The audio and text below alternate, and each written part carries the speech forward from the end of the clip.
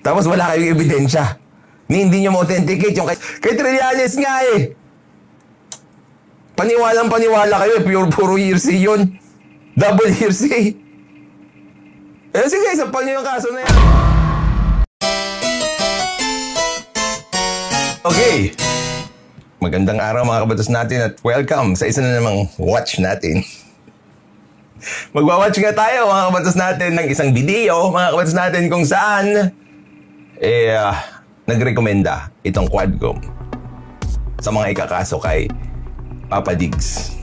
Okay? Tandaan natin mga kabatas natin na meron din sila mga rekomendasyon dyan ng mga kaso-kaso. No? Wala pa akong alam na kaso na narekomenda nila na nag-prosper. Okay? But let's watch. Alam nyo, ito kasi yung sinasabi ko rin na meron tayong kanya-kanyang trabaho. Ginawa ng ating batas at ng ating konstitusyon na yung iba't ibang ahensya ng gobyerno may kanya-kanyang trabaho. Ngayon, pag ikaw, ginagawa mo yung hindi mo trabaho, niloloko mo yung mga tao. Ngayon, kung ikaw, ginagawa mo yung hindi mo trabaho, papalpak ka. Malamang. Kasi nga, hindi mo alam kung ano ang ginagawa mo. Diba? Yung impeachment, trabaho nyo yun. Yun ang gawin nyo. Kung sino-sino pang pinapakailaman nyo eh. Siyempre, kailangan mag-grandstanding kasi politiko, kailangan may boto. Meron ka nang akap, meron ka pang ganyang grandstanding. Diba? Diba? DDS! Ito yung mga kasong ipa-file mga kabats natin at tignan natin kung bakit daw ipa-file yung mga kaso na yun. Crimes against humanity under Section 6 of Republic Act 9851 or the Philippine Act on Crimes Against International Humanitarian Law, Genocide and other crimes against humanity. Former President Rodrigo Roa Duterte. Sa Pogo, nililink nyo rin. Nag-recommend din kayo.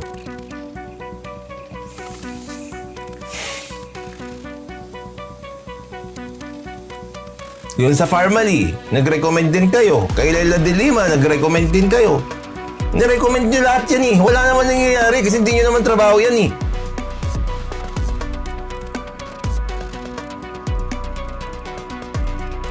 Kayo na rin mag-prosecute kaya para siguradong papasok.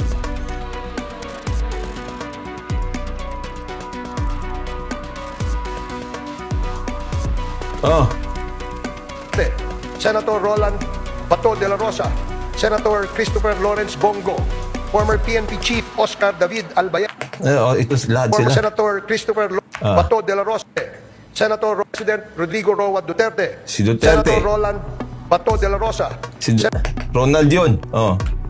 Si Bato. Senator Christopher Lawrence Bongo, Si Bongo. former PNP Chief Oscar David Albayalde, Si Albayalde. former PNP Chief Dibold Sinas, Police Colonel Royina Garma, Police Colonel Edilberto Leonardo, and Hermina Muking Espino. Ina-recommendad. Puro rekomendasyon. Ang sarap ng tao ni Abante dyan, At yung magkakatropa eh. Anong achievement nyo doon?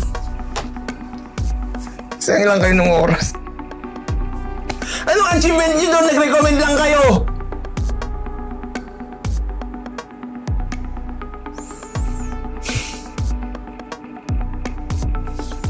Ano? Tuwang-tuwa kayo, ang daming oras ang ginugol nyo dyan, tapos sa dulo, recommendation lang.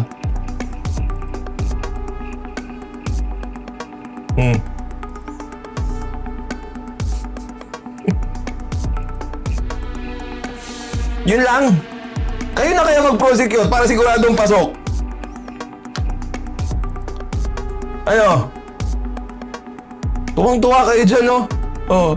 Ng House Quadruple Committee o Quadcom ang pagsampa ng kaso laban kay dating Pangulong Rodrigo Duterte, Senator Ronald Bato de la Rosa, Senator Bongo at iba pang mga personalidad kaugnay ng extrajudicial killings o EJK sa atas. Alam niyo pag pumasok ito, no?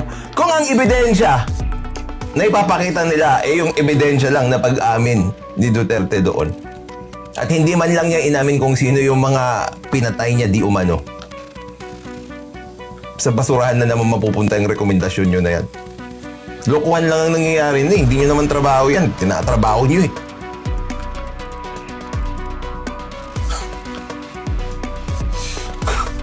Ebidensya ni Trillanes. Ang tagal-tagal na yan. At alam nating lahat na pag may malakas kayong ebidensya na i-file na yung kaso na yan. Huwag na tayo maglokohan.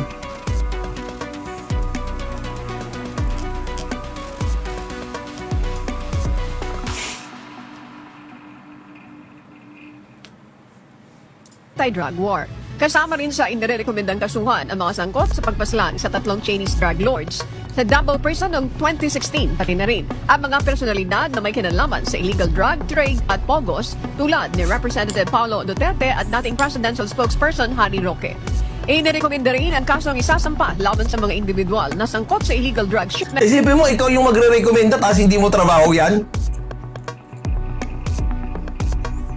Anong ascendancy nyo doon sa Department of Justice? Sige nga, ipaliwanag nyo nga dito. Ipaliwanag nyo nga sa akin. Anong ascendancy ng mga congressman na ito sa Department of Justice para magrekomenda? Number 1 yan. Number 2, mas magaling ba itong mga nasa Quadcom kesa sa Department of Justice para magrekomenda sila? Sige nga, sagutin nyo nga yung dalawang yun lang, sagutin nyo. Wala, di ba? Hindi nyo ma-authenticate ng tama yung mga ebidensya nyo dyan.